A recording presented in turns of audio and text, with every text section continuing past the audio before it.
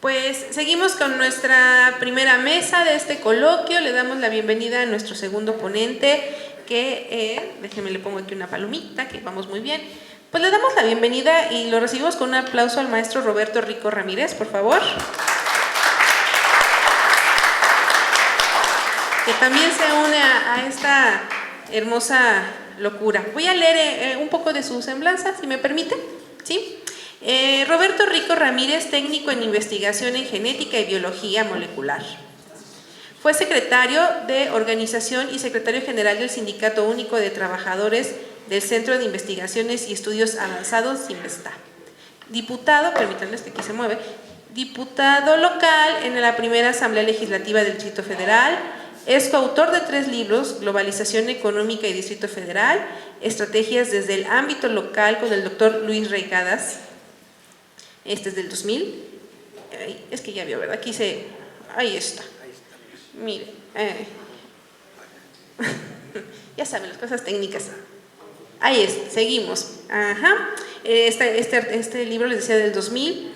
¿Qué solos están los pobres? Neoliberalismo y urbanización popular en la zona metropolitana, con el doctor Miguel Ángel Vite, editorial Plaza y Valdés, del 2001. Acciones desde la resistencia, discursos y propuestas en Andrés Manuel López Obrador en defensa de la soberanía nacional, de 2008. Es autor de El Retorno, la Unión de Colonias Populares en el Valle de México, Brigadas para la Libertad, 2011. Autor de La Unión de Colonias Populares, una historia de encuentros y desencuentros en la izquierda social mexicana. Publica algunos artículos de opinión en el periódico La Jornada. Fue director del Instituto de Formación Política e Investigación de Análisis del PRDF, militante de la extinta Organización Revolucionaria Compañeros ORC, participante desde su fundación del Exmovimiento Revolucionario del Pueblo, forma parte de la dirección política de la Unión de Colonias Populares del Distrito Federal, dirigente nacional de la Coordinadora Nacional Movimientos Populares, Línea de Masas. Fue miembro de la Comisión Política Nacional del Frente Indígena Campesino de México y El Campo es de Todos. Actualmente es coordinador nacional del programa de fomento a la lectura en el Librobús, en tu escuela y en tu comunidad del Fondo de Cultura Económica, que dirige Paco Ignacio Taibo II. Recibimos al maestro con un fuerte aplauso. Trae porra, maestro. Bueno, muchas gracias por invitarme a esta. Muchas gracias por invitarme a esta sesión. Me siento yo un simple ciudadano. Soy un ciudadano común y silvestre, como alguna vez le dije a Silvestre Cárdenas. Silvestre lo conoce hace 25 años por un amigo en común que por aquí está, luego se los presento.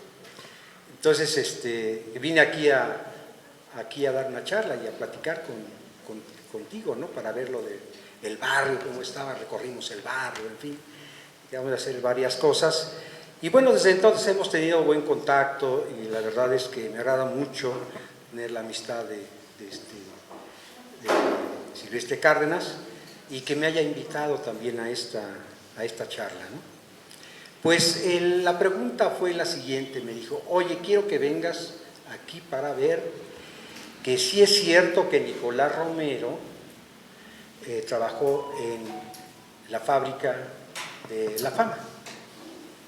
Yo dije, caray, a ver, eso no lo tenía porque hicimos un recorrido sobre las pistas de Nicolás Romero, donde estuvo, donde lo apresaron, el lugar donde le hicieron la emboscada, junto con Paco Ignacio Taibo. Entonces, pero no recuerdo que se haya dicho que estuviera en la fábrica La Fama. Esto me obligó a preguntarle a Paco, me obligó a preguntarle a otros compañeros y además investigar y estudiar, porque a mí siempre lo que me ha gustado es estar estudiando y ser un lector, ¿no? Me clavo en los problemas, en los libros. Bueno, les quiero decir lo siguiente. Nicolás Romero nació el 6 de diciembre del año 1827 en el municipio de Monte Abajo, Hidalgo, hoy Nopala de Villagrán. Apodado el León de las Montañas, fue un militar y guerrillero mexicano que participó en la Guerra de Reforma y en la Segunda Intervención Francesa en México.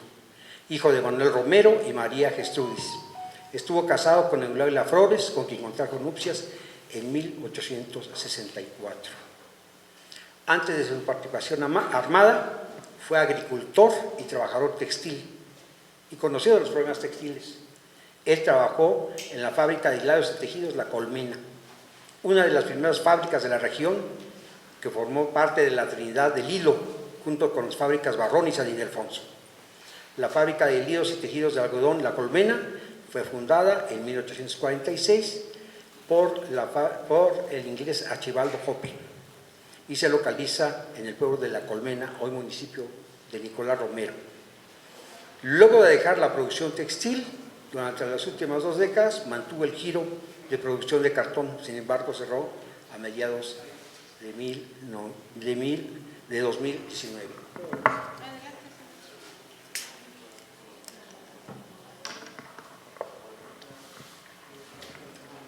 Esta fábrica fue cuna del movimiento obrero mexicano. Los trabajadores de La Colmena, junto con la de San Ildefonso y Barrón, protagonizaron la primera huelga organizada en 1865, el 10 y el 11 de julio. Claro, la fuerza pública reprimió y encarceló y desterró a varios huelguistas. Esa incipiente organización del movimiento obrero en julio y agosto, los patrones realizaron un injusto paro laboral. Esto obviamente fue una respuesta, después cuando ingresaron a la fábrica, la respuesta de las fábricas La Hormiga, La Alpina, La Magdalena, La Fama Montañesa, San Fernando Tlalpan, La Colmena y Barrón del Distrito Federal. Así el proletariado entró con el pie izquierdo con una huelga, contestando con la más amplia solidaridad e identidad de clase frente a la ofensiva patronal. Los periódicos de la época, siglo XXI, en el número 398 del 8 de agosto, describen las condiciones degradantes de la vida de los trabajadores. ¿Pero qué creen? Ni Benito Juárez ni el Congreso resolvieron el conflicto, y la solidaridad de los obreros y de la población se manifestaron, sobre todo de todos los barrios, barrio de La Conchita Contreras, barrio de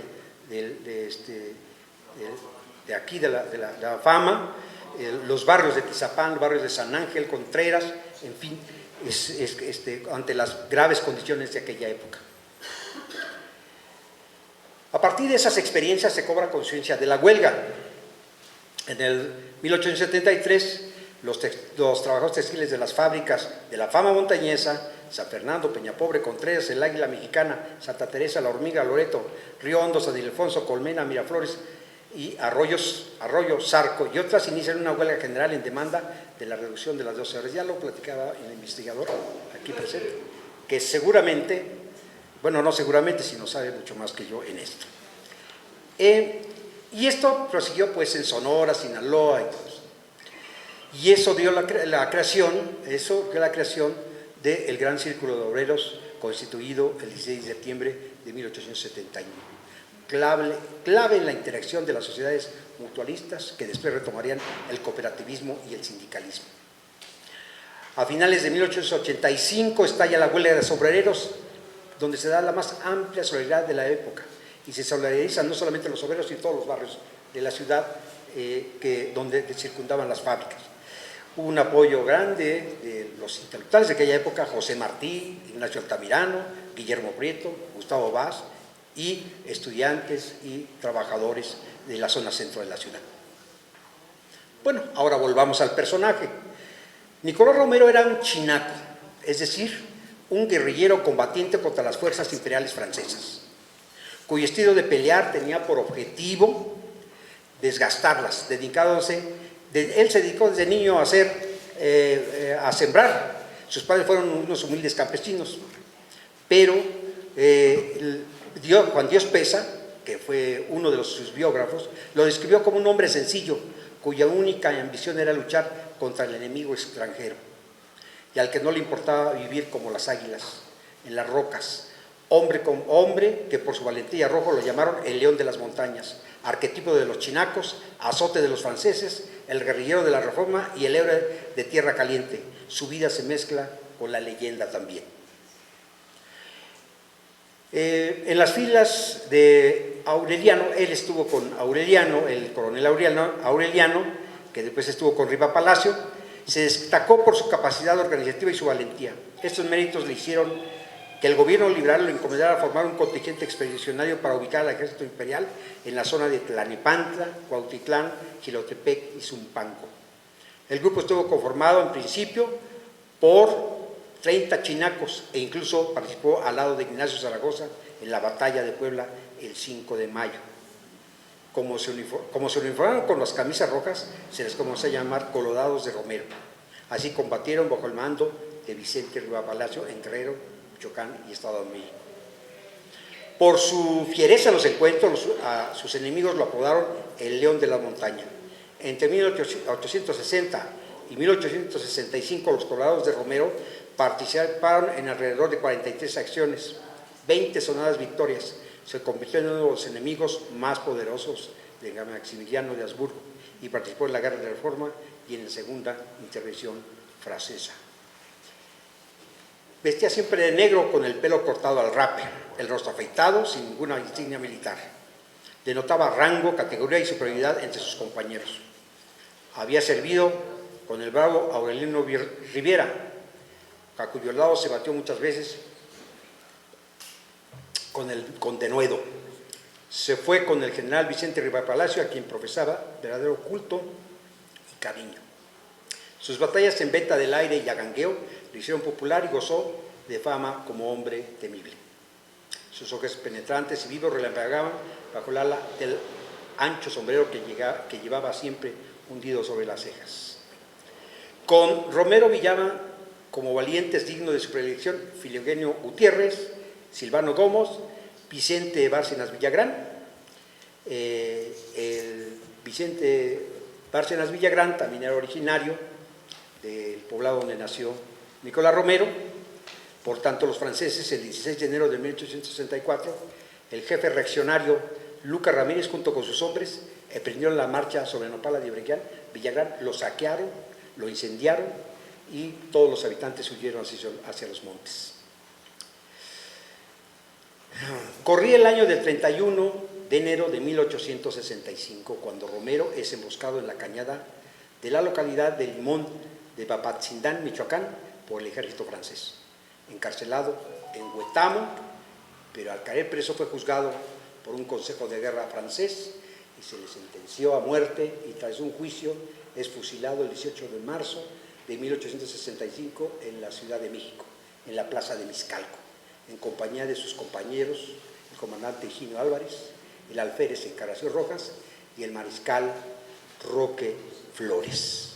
Ese es lo que hemos visto.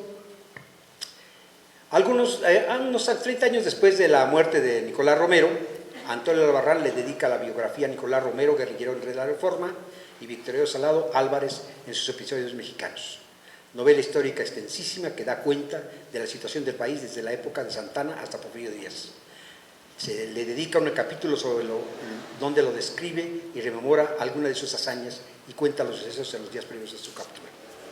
Algunos novelistas actuales le han dedicado pasajes y capítulos en sus obras y lo único que dicen es que fue obrero en la Colmena. Por ejemplo, Paco Ignacio Taibo, en su Lejanía del Tesoro, nos lo presenta en compañía de Vicente Riva Palacio. Por su parte, Fernando del Paso hace varias menciones de Nicolás Romero en su novela Noticias del Imperio.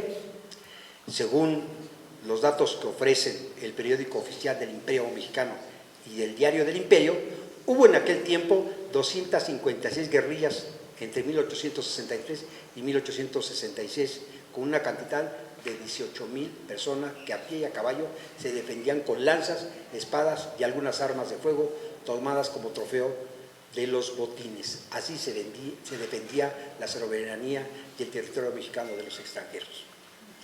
Pues esa es la información que yo recopilé al respecto. Quiero decir que yo viví en Contreras, primero en San Nicolás,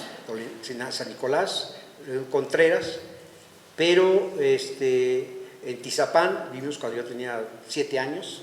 Todavía recuerdo la salida de los obreros en la fábrica. No era la hormiga, porque la hormiga ya había fenecido, sino la otra fábrica, no recuerdo cómo se llama, la de San Ángel, creo.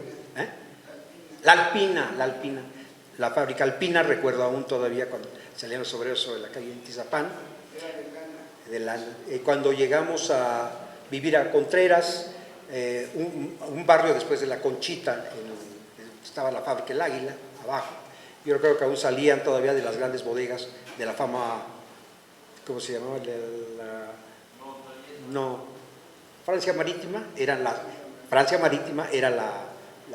una bodega grande que tenía al lado, y la fábrica era El Águila, que estaba por debajo.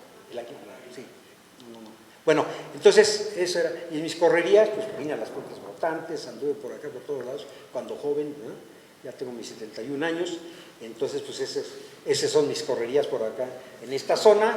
Por eso cuando una vez me invitó él quien me presentó a Silvestre Cárdenas, fue un gran y viejo amigo que también me formó políticamente, como activista social. Yo fundamentalmente me siento activista social, que fue Rafael Reigadas, aquí está presente. Salió. Dice que regresa, fue una emergencia y regresa, pero que está muy contento de estar. Y por otro lado también quiero decirles que les traje un regalo, un regalo de un libro que no circula en las librerías. Es un libro que se regala porque es una vasta experiencia de una compañera y de compañeros, y también tiene un prefacio que lo escribió Rafael Reigadas. Ese libro tiene 20 años, ¿cuántos años tiene? No sé cuántos años tiene. Siempre está guardadito, y solamente en las ocasiones especiales regalamos algunos de 1993, y tiene el prefacio de Rafael Reigadas. Entonces, pues quiero regalárselos a ustedes. Dijimos que la librería se llama Elsa Cross, ¿verdad? Santa Cecilia Cross. Iban a traer un tendido de libros, no sé si lo traigan. Ahorita hablé nuevamente ahí a la gerencia y me dijeron que llegaban. ¿Cuánto tiempo llegaban? Una hora estarían. Antes de una hora, bueno, hace rato me dijiste que una hora. Llegarían aquí para que ustedes vean los libros, todo sobre la cuestión del movimiento obrero, de la cuestión de las fábricas, y también de la época de la Reforma. Pues eso sería mi exposición. Les agradezco, muchas gracias por haberme invitado.